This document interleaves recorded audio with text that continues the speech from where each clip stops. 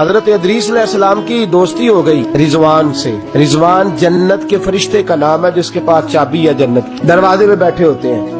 رضوان اس فرشتے کا نام ہے. تو حضرت ادریس کا یرانہ تھا, وہ ملنے آتے تھے جناب ادریس علیہ السلام کو. تو ایک دن حضرت ادریس کہنے لگے تو خود تو یہاں کی سیر کر جاتا ہے, مجھے کبھی کرائی نہیں. کہا آپ بھی کر لیں. تو فرشتہ آپ کو جنت دکھانے لے گیا. جنت میں جا کے تو کہنے لگا حضور چلے. فرمانے لگے کدھر؟